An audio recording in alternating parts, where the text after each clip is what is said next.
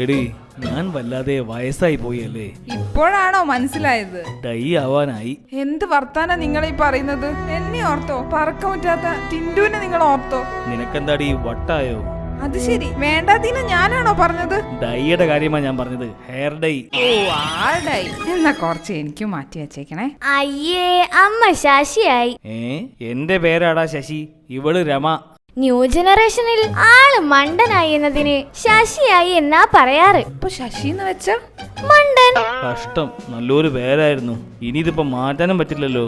അത് സാരമില്ല, അച്ഛൻ അത് കറക്റ്റ് മാച്ചാ. ആ അതവിടെ നിക്കട്ടെ, നീ പോയി ഡൈ വാങ്ങി വാ. പോവാം, പക്ഷെ ഒരു കണ്ടീഷൻ ഉണ്ട്. എനിക്കറിയാം, കണ്ടീഷൻ എന്ന് വെച്ചാ കമ്മീഷൻ അല്ലേ.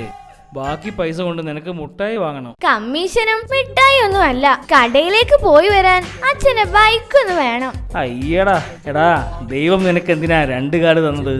ഒന്ന് ഗിയർ മാറ്റാനും മറ്റേത് ബ്രേക്ക് ചവിട്ടാനും. എന്തേ?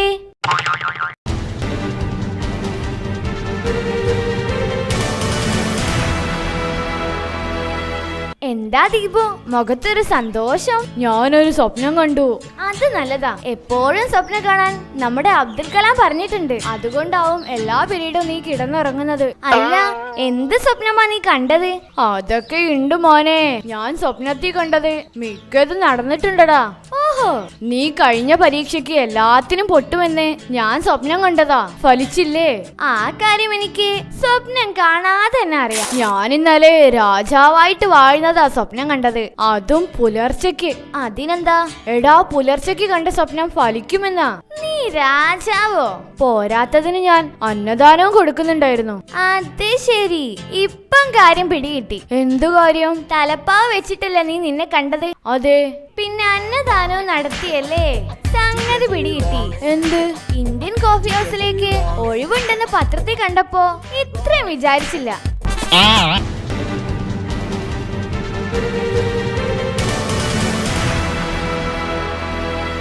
ദേ നോക്കിയേ, നിങ്ങളുടെ അനിയത്തിയുടെ കല്യാണം ഉടനെ നടത്തണം. അതെന്തേ പെട്ടെന്ന് അങ്ങനെ തോന്നാൻ? അവക്ക് പ്രായം എത്രയായെന്നാ? നീ ഇങ്ങനെ ധൃതി കൂട്ടിയാലോ? യോജിച്ചൊരു ചെക്കനെ കിട്ടണ്ടേ? യോജിച്ച ചെറുക്കൻ. എന്നിട്ട് ഞാൻ അവളുടെ അത്രയായിരുന്നപ്പോ എന്റെ അച്ഛനും അമ്മയൊക്കെ എനിക്ക് യോജിച്ചൊരു ചെക്കന് വേണ്ടി കാത്തിരുന്നില്ലല്ലോ. അത് ശരി, അതിനർത്ഥം ഞാനൊരു കിഴങ്ങനാണെന്നല്ലേ? അതിൽ എനിക്ക് സംശയമൊന്നുമില്ല. എനിക്കൊരു കാര്യത്തിലേ സങ്കടമുള്ളൂ. ഏത് നശിച്ച നേരത്താ നിന്നെ ഞാൻ പെണ്ണ് കാണാൻ വന്നത്? എന്റെ കഷ്ടകാലത്തിന്. അതേടി, എന്റെ ജീവിതത്തില് എനിക്കൊരു തെറ്റേ പറ്റിയിട്ടുള്ളൂ. അതേത് തെറ്റാ? അതാണ് എന്റെ മുമ്പില് ഈ മഞ്ഞസാരി ഉടുത്തിരിക്കുന്ന സ്ത്രീ, നിന്റെ അമ്മ. ഏതായാലും ഒരു കാര്യം ഞാൻ ഉറപ്പിച്ചു. അതെന്താടാ? ഭാവിയിൽ എന്തായാലും അച്ഛൻ എനിക്ക് പെണ്ണന്വേഷിക്കണ്ട. അയ്യോ, അതെന്താ മോനെ? സ്വന്തം കാര്യത്തിൽ തെറ്റുപറ്റിയ അച്ഛന് എന്റെ കാര്യത്തിലും തെറ്റു വരാതിരിക്കുവോ?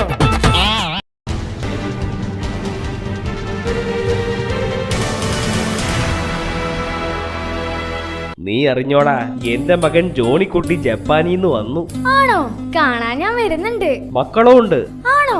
എന്തൊക്കെയാ പേര്? നാക്കിമൂട്ടോ, പിന്നെ യാക്കസാക്കി. നല്ല ഐശ്വര്യമുള്ള പേര് തന്നെ. അവന്റെ ഭാര്യ ജപ്പാൻകാരിയല്ലേടാ, അവളുടെ പേര് വാക്കസാക്കി എന്നാ. കാവസാക്കി എന്ന് കേട്ടിട്ടുണ്ട്. അതവന്റെ അളിയൻ. അത് ശരി, കൊള്ളാലോ. ഞാനും പോകുന്നുണ്ട് ജപ്പാനിലേക്ക്. ചേട്ടൻ പണ്ടേ ആള് ജപ്പാനല്ലേ? ഒന്ന് പോടാ, എന്നെ കാണാൻ കാത്തു നിൽക്കുകയാ ജപ്പാൻകാര്. 2 ദുരിതങ്ങൾ അവർ അതിജീവിച്ചതാ, മൂന്നാമതൊരെണ്ണം കൂടി വേണോ? അവന്റെ ഒരു തമാശ. നീ ഉദ്ദേശിച്ചത് ഹിരോഷിമയും നാഗസാക്കിയും അല്ലേ? അത് തന്നെ. എന്നാലും ഈ ജപ്പാൻകാരുടെ ഒരു കാര്യം എന്താണടാ? സാധാരണ നമ്മള് മരിച്ചാൽ എന്താ ചെയ്യാ? കുഴിച്ചിടും, ചിലര് ദഹിപ്പിക്കും. ഓരോരോ ജാതിയില് ഓരോരോ രീതികള്. പക്ഷെ ജപ്പാൻകാര് മരിച്ചാൽ എങ്ങനെയാണെന്നറിയോ? എങ്ങനാടാ?